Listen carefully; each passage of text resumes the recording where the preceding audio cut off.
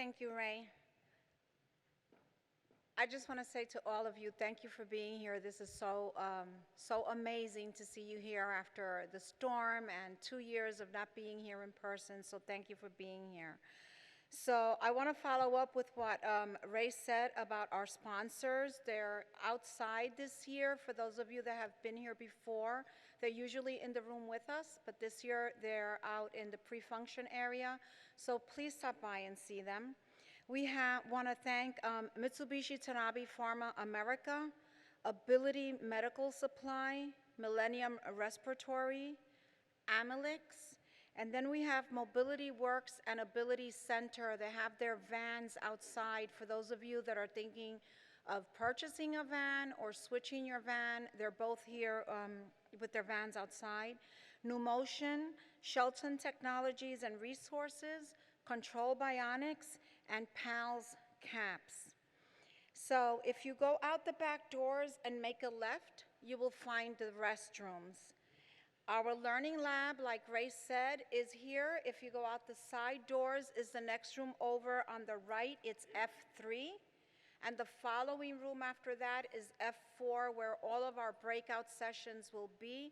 There is a breakout session in there right now. It's ALS 101 for newly diagnosed patients. We have 2 of our care services teams that will be speaking with those people that are newly diagnosed, letting you know what the next steps are. So if you're interested in going there, please do so. So I would like to start with Dr. Wendy Olsen. She's a research scientist at the University of Florida in Gainesville. Her ongoing research includes studying respiratory function in neurodegenerative disease, ventilatory mechanics, breathing dynamics, and its impact on human performance in extreme environments, and examining quantitative models to determine respiratory and airway protective behaviors.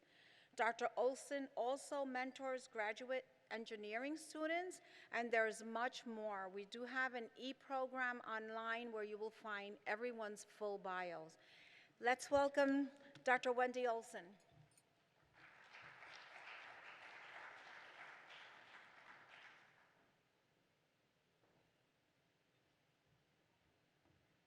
Good morning.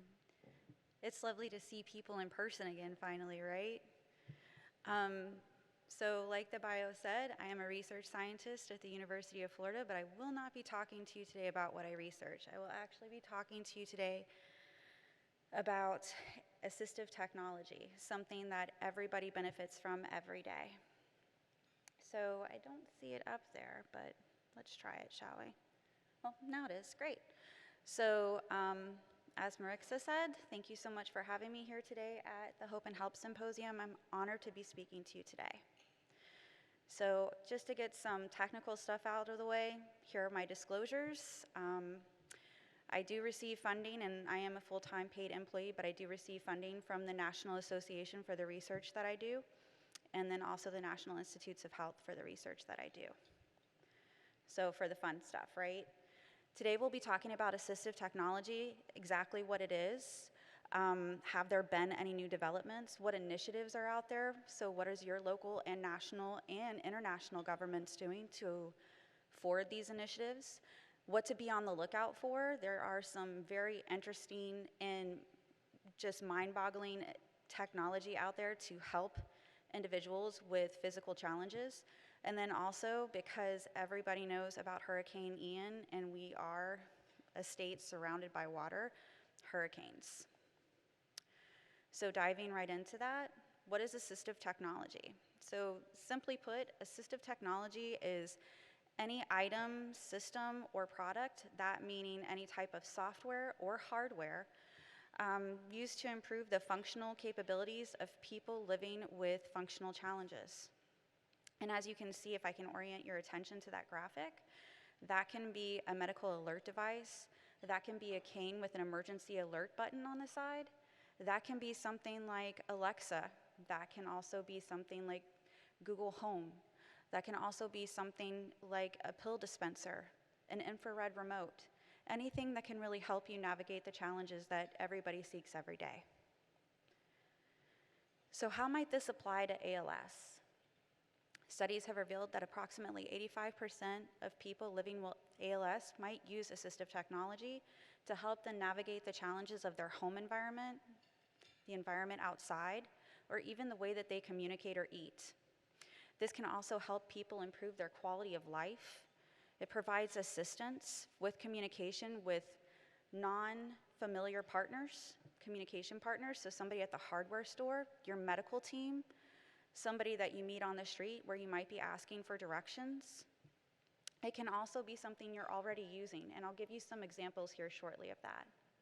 And then primarily, it can also be something that you can implement quite easily within your day.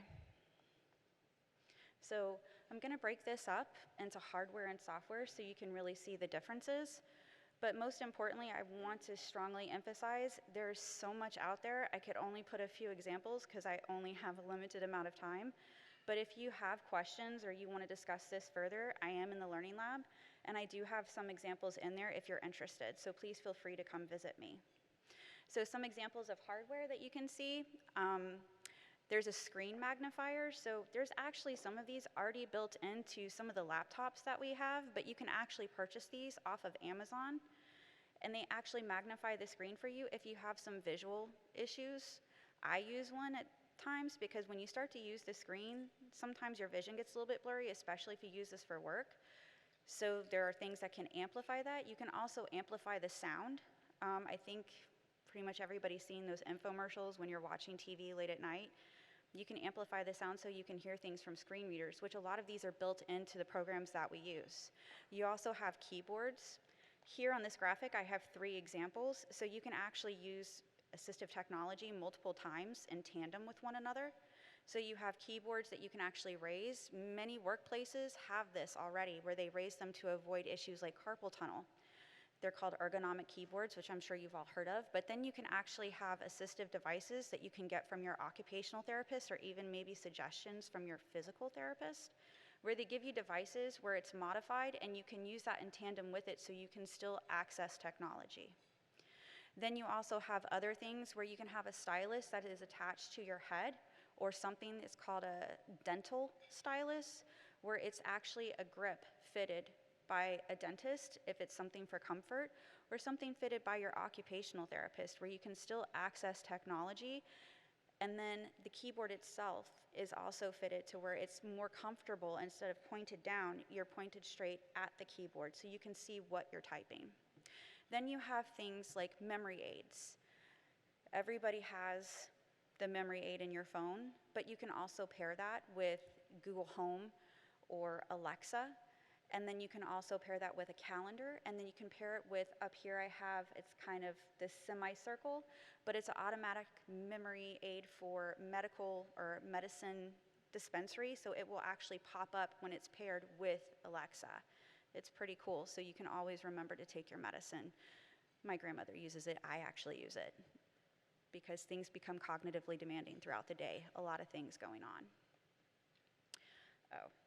And down here at the bottom, I'm going to make this accessible so you guys can have it, but down at the bottom, I've provided the websites with which you can purchase this.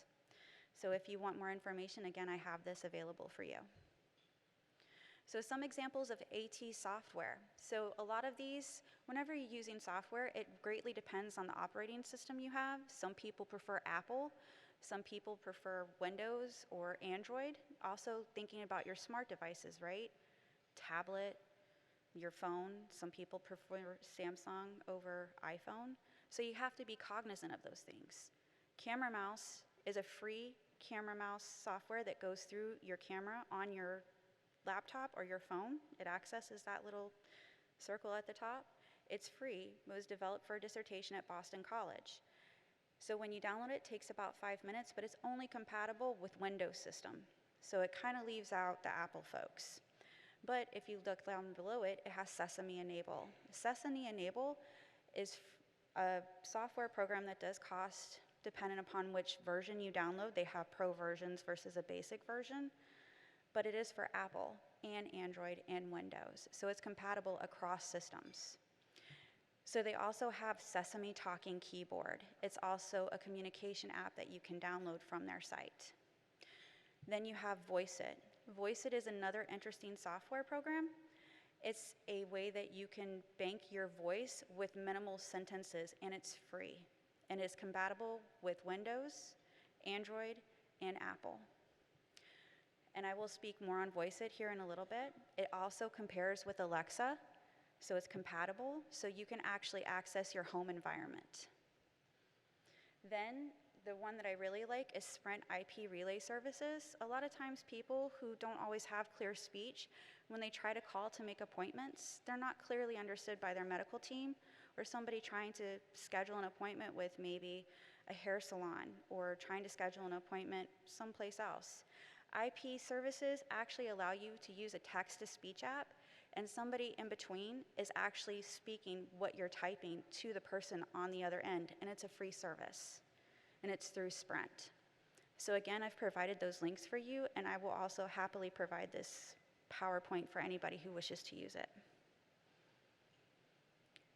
So again, AT's purpose is really to maintain or improve an individual's function and to give them that independence and really kind of relieve that demand that they have on everyday life so they can maintain their independence and relieve that stress and promote well-being.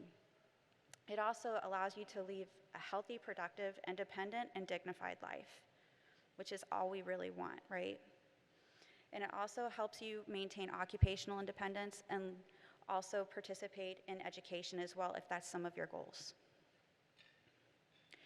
So additional benefits, it increases choice, safety, control within an environmental, social, and occupational life, improved quality of life, maintenance of ability to remain in the home for longer periods of time, improved social support, maintaining social connections with friends outside the home and within the home, being able to call Skype, talk to the grandkids, being able to call friends that maybe you haven't spoken to in a hot minute. So some promising AT initiatives. There was recently a 15th session of conference and the state's parties and the Convention on the Rights of Persons with Disabilities. It took place in June this year. I know that's a mouthful, but what does that mean for everybody? It means that there's annual conferences taking place to further technology to assist people who have challenges, not just with speech, but physical challenges as well. And there are new agendas that they're focusing on. And they're not trying to reinvent the wheel, they're trying to expand the technologies that we have that people are familiar with. They're understanding that trying to reinvent technology is more burdensome and more cumbersome than just trying to use platforms that people are familiar with and adding and building on those. If you try to take something and rebuild it, it actually adds more cognitive demand and trying to make people learn something new as opposed to taking this foundation that we already have from using technology we know about and then just adding extra steps from there. You already have a platform for using it, and it's just extending that. It makes it easier to use, essentially adding the coin user-friendly. So some things that they've done, they've added free eye gaze software. Eye gaze software is really expensive. This stuff is free. So you can just build it on and actually train yourself early. So should you ever need to use eye gaze software on speech-generating devices, which is also assistive technology, it's easier to transition to a speech-generating device because you might need medically durable equipment at some point, but at least you get free training on it early if you so choose. The other thing is they have advanced screen reading technology. Sometimes you might be tired and it's hard to read that screen. This reading technology allows you to kind of take a rest and have things read to you. What that also translates to is you might have some impairment in your hands and you may not be able to type. The thing that that means is it can also translate speech to text. A lot of times we think about text to speech. We don't always think about speech to text. So it actually helps you write documents as you speak. So also the free distribution, maintenance, and softwares that we already use. So we have Siri and Cortana. They're expanding those softwares to make sure that we can use functions in those software platforms that make it easier to use for people with physical challenges. So examples of the new softwares. So these are free eye gaze technologies currently on the market that you can go to right now and download. They can be paired with Apple and they can be paired with Windows. So that means you could literally download them right now as long as you have a webcam on your computer or your smart device and use them. Gazeboard is something that I often recommend to patients because it's free and easy to use. There's the website right there. You can go and use it. And they have 2 other types of gaze boards down below on the website, and it's easily updated. These are people from Harvard that developed the software. You have Gaze Recorder. That's also part of the gaze board system, so it's a calibration software. So if you need to calibrate because you move, that's fine. It has that software built into it, and they're constantly updating it to make it easier for the user. Then next below, you have 2 apps, and those are the pictures. So if you look them up right now on your iPhone, those are the images that you should see. It's called Hawkeye. Hawkeye is most broadly used. It's free. The other one I'm not as familiar with because most people have great success with Hawkeye, but it's I Have Voice, and yes, that is exactly what it is. I know it's not grammatically pleasing, but that's exactly what it's called. It's also free. They have calibration software, so everything gets updated. You might have updates go on overnight, but those are Apple friendly, and they can be used on a MacBook, and they can be used on an iPad. So examples of new software continued. eViacam is also something that you can use for eye gaze, or a camera mouse, which means it uses your head to navigate the icon. Assistive Context Aware Toolkit, it's called ACAT. Now this isn't necessarily new. I'm pretty sure everybody's aware of Stephen Hawking, but this was the software he used to communicate. It was eye gaze and a communication board built in. It was developed by the folks at Intel. The interesting thing about this is it was only offered in English before. Now it's offered in English, Spanish, French, and Portuguese. So now it is extended to other languages. So for people who are bilingual, sometimes it's difficult to find those softwares. It's also free. So VoiceIt, the reason why I have it listed again is now that they are recording voices, it also allows you again to control the environment in your home, like I said. But now it's extending to allowing others to record the voice for you, and they're using machine learning technology to where if you have dysarthria and it's not as clear as before, they've improved the software. So if you start to lose your voice, it will fill in the gaps. So you can record even later as you have speech disturbances in your voice. The other thing is they are asking people to donate their voices, like loved ones or caregivers, so they can fill in those gaps for people who are so far along in the speech spectrum that it's harder to fill in those gaps. So if you're willing, I've donated my voice, and people will use it as long as it's okay with you. So if you would like to, they're willing to accept, and it's a free project. So that's part of the initiative too, is voice donation. It's called VoiceIt Heroes. And then if you look at that graphic with the pink, so you saw Sprint IP relay, now they have T-Mobile IP relay. So T-Mobile now also offers the same services for people who use text-to-speech to call and make appointments. So I've talked about AT. Where can you get this AT? Insurance will cover speech-generating devices. They will cover some durable medical equipment, but sometimes it doesn't always pan out. So but there's other options. So you can private pay. So voice amplifiers, Amazon's a great resource. It's $14 for some of these things. We have loaner closets. We at the Florida chapter, where I am, where I work part-time, we have voice amplifiers, we have switches, we have loaner speech-generating devices that we loan out to you for as long as you need. We just ask that you register with the chapter, and then you fill out an agreement waiver form, and then you keep it as long as you need it, and we just ask that you return it when you're done using it. That's it, yours to keep for as long as you need. There's also open source platforms for software. They give it to you for free, and I listed some. There's many more, like I said. I just didn't have enough time nor space to list it all. But then there's these other resources here. So I listed the links, but we also have Florida FAST. If you are a Florida resident, there is the FAST Center. It is located in 4 spots in the state of Florida. There's one right here in Orlando at UCF. They give you loaner devices where you can record your voice, where you can message bank. And they literally have it with speech-language pathologists that you can use that with, and ATP professionals. Their long-term loan is a little short. It's not like ours, but it is a resource. I have Goodwill here. A lot of people don't know this, but Goodwill has a DME. And I have the website right there, and you can actually purchase, donate. They have a repair center, everything at your beck and call if you so choose, if these other sources don't work out.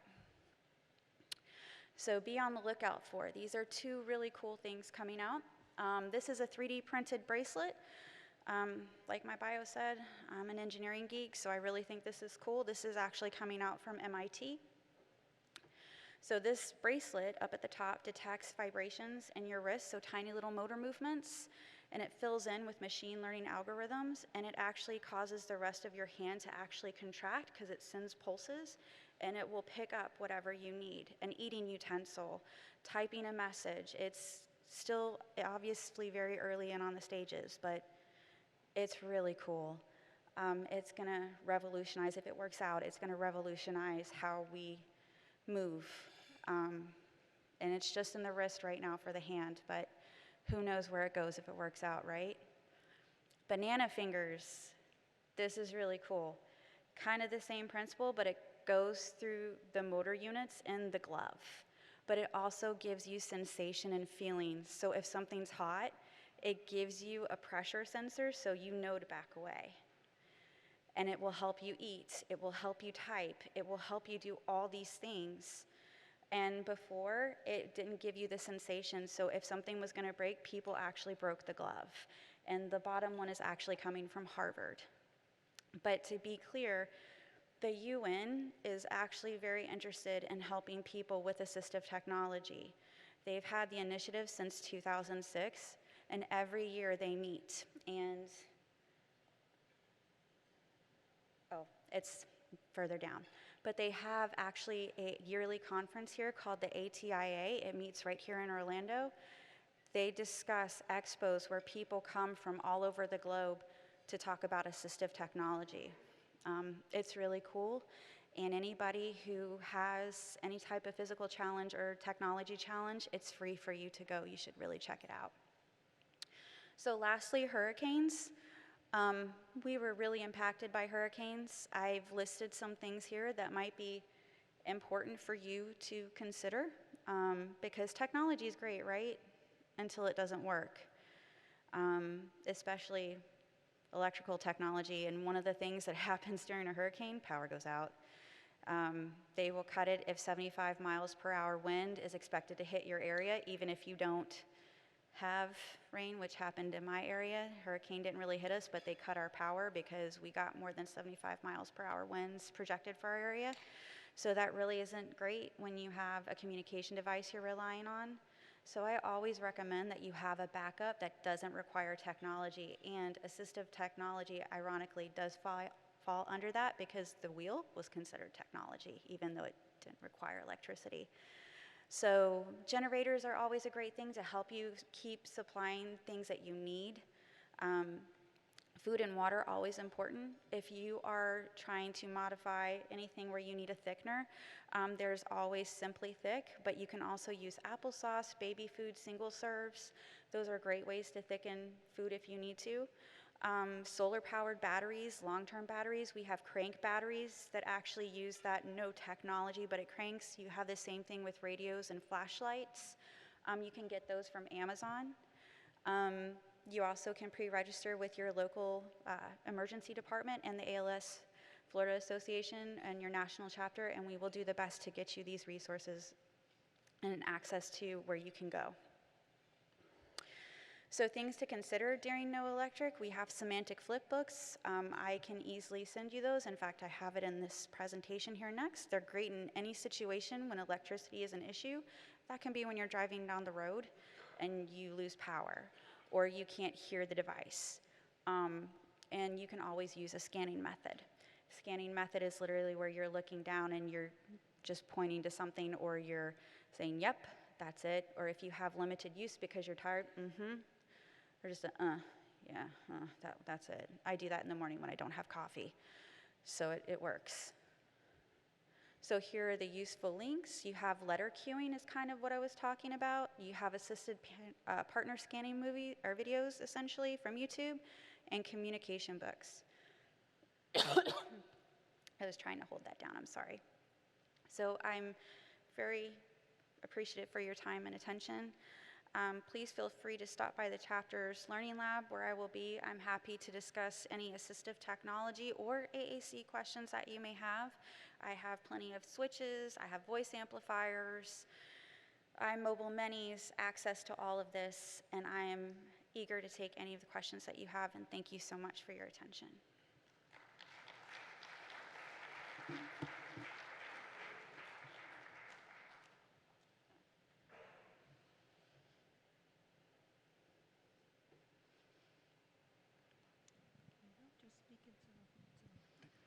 Wendy, earlier you talked about voice donation. Yes, sir. Can you give a practical application how that would work? Certainly. So not to put too fine a point on it, but sometimes people are trying to put out so many fires when it comes to ALS. They've got a lot of things they're attending to in clinic, and voice kind of gets put on the back burner because maybe voice isn't really affected yet. So as you're going through clinic, you're trying to get PT, OT, respiratory needs met, medication needs met, and before you realize it, it feels like your tongue's moving through jello, or it feels like you've got a group of marbles in your mouth. And so many times I hear patients and caregivers say, I was doing everything I could at the moment, and I totally get it. So they want to donate, they want to use their voice, but a lot of times these voice banking software programs, they give you a sentence, and whenever you go to bank that sentence, essentially, it won't let you proceed to the next sentence because it says your vocal quality isn't good enough. It literally gives you the most annoying red signal ever. Won't let you proceed to the next sentence. So then it's like, okay, what do? I can either sit here in frustration and continue, rest my voice, try again the next day, or is there anybody out there that sounds like me, like a brother, or if you're a female, a sister? And if they do sound like me, am I okay with them donating their voice on my behalf? Am I okay, the voice, a very personal thing that if I call somebody on the phone, they're gonna know it's immediately me? Am I okay with that person speaking for me? Sometimes that answer is no, but sometimes the answer is yes. So you can donate your voice on their behalf. And if they want your voice, by all means. But sometimes people are like, you know what, I don't want to sound like my brother, I don't want to sound like my sister, I want to sound like Sean Connery. That's who I want to sound like. Or you know what, I want to sound like Morgan Freeman. That's who I want to sound like. Or you know what, I want to sound like Salma Hayek. That's who I want to sound like. So you can donate your voices because somebody likes that quality and they're okay sounding like that because maybe they don't want to sound like their brother or sister. They still want to be unique inside. So I may not know who's using my voice right now, but I'm okay with it. So I donated my voice, my little squeaky voice. So, any other questions? Did that answer your question? Okay. Hello. Hi. I have two questions. Certainly. To the point that you were just talking about, can you provide some insight on how proactive or early you would recommend starting voice banking, and then an idea of how much time overall goes into the process? Certainly. So to your first point, if you're going to go, this might be a lengthy answer, so I apologize in advance, but if you're asking me how soon should you voice record, I would say as soon as possible.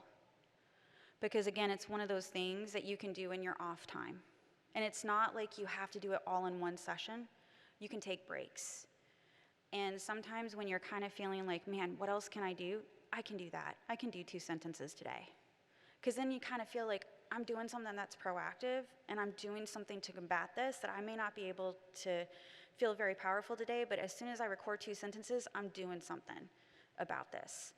And it's something that once it's gone, I don't know what I can do other than have donations. So it's one thing that is the most proactive thing that we can do. There are some other things proactive, but that's one thing that is another thing that's proactive. And as many things as we can have that's proactive, the better. So I would highly recommend doing voice banking as soon as possible. And then there's also message banking, which is a whole nother can of worms. But if you ask me which one would I do first, I do voice banking, because message banking takes you as you are. And voice banking is kind of that annoying red, like, you don't get to record today. You got to come back tomorrow. Message banking, you can record as much as you want, and it takes you as you are in that vocal quality. Your second question, as far as how long does it take and the time commitment, it depends on which programs you go with. There's multiple. Voice It, which you saw, it is minimal requirement. You can do very minimal sentence recording. It really depends on how many sentences the software has you do. Obviously, the more you give, the better quality it is. But there are such powerful algorithms out there. So math essentially takes vocal pieces of your sentences and the different sounds that you say and fills it in and does this mathematical computation in the background to fill it in. So the more natural pieces you give, the less synthetic it sounds. So Voice It's the shortest, then Model Talker, and then acapella. Those are kind of it. But if you were to give a really good quality cumulative, 8 hours.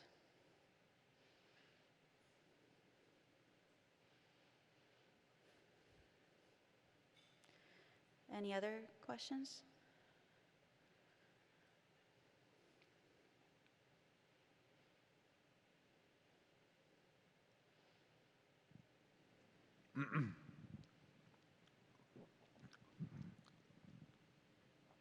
Excuse me. So I've been voice banking with Model Talker. I got a headset, a Sennheiser headset, and it says the maximum or like the full amount is 3,200 sentences. And I am now 1,600 sentences in. How far along how much do I have to record to have a full voice banked? Like, I'm like a little bit like stressed about having to still do 1,600 more sentences. So the minimum requirement is about 200. Okay. And then, like, the maximum. Yeah. Any other questions? Yes, ma'am. Sorry.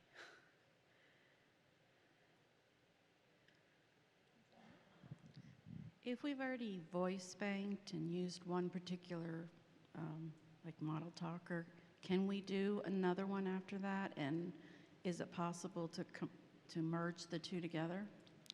Yeah, so did everybody hear her question? Okay. So absolutely, you can do more than one. The choice is always yours. Can you merge the two? No. That's just simply like non-compatible software, different coding. It doesn't merge well. Sorry. I wish it did, because it'd probably be a really great quality voice. Any other questions? Going once, going twice. All right, if you have any other questions, I'm in the Learning Lab. Thank you so much.